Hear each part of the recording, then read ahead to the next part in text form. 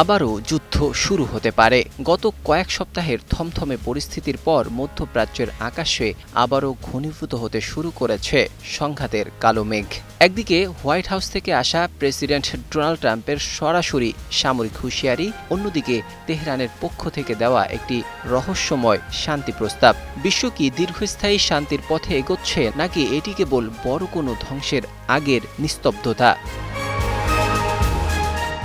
President Donald Trump তার সাম্প্রতিক সংবাদ সম্মেলনে অত্যন্ত কড়া ভাষায় ইরানকে সতর্ক করেছেন। তার বার্তা ছিল পরিষ্কার: ইরান যদি তাদের মিসাইল কার্যক্রম এবং আঞ্চলিক ছায়াযুদ্ধ বন্ধ না করে, তবে যুক্তরাষ্ট্র আবারও বড় ধরনের বিমান হামলায় ফিরবে। ট্রাম্প স্পষ্ট জানিয়েছে, গত যুদ্ধে আমেরিকা যে ক্ষয়ক্ষতির শিকার হয়েছে তার বদলা নিতে এবার ইরানের কৌশলগত অবকাঠামো সরাসরি ধ্বংস করা হবে।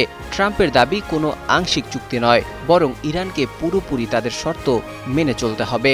এই কঠোর অবস্থান মধ্যপ্রাচ্যে মোতায়েন মার্কিন সেনাদের আবারও হাই অ্যালার্টে নিয়ে এসেছে।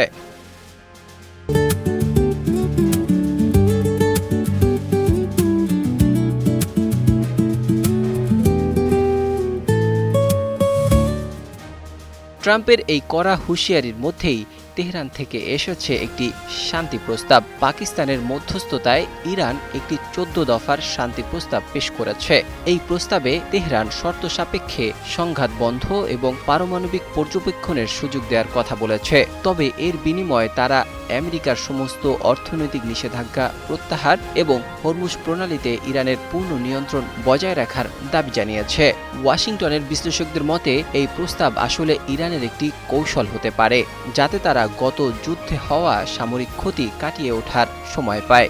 তবে ট্রাম্প এই প্রস্তাবকে অসৎ উদ্দেশ্য প্রণোদিত বলে প্রাথমিক প্রতিক্রিয়ায় প্রত্যাখ্যান করেছে।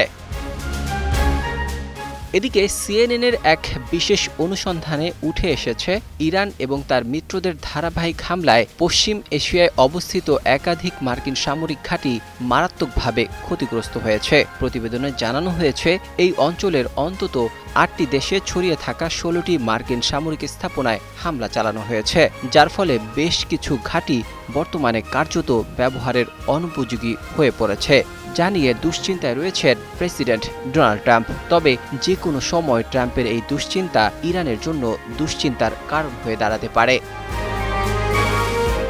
ট্রাম্পের আলটিমেটাম আর ইরানের শান্তি প্রস্তাব এখন মুখোমুখি অবস্থানে রয়েছে।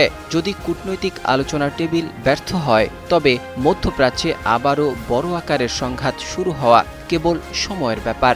বিশ্ব অর্থনীতি এবং জ্বালানি বাজারের ভাগ্য এখন ঝুলছে এই দুই নেতার সিদ্ধান্তের উপর।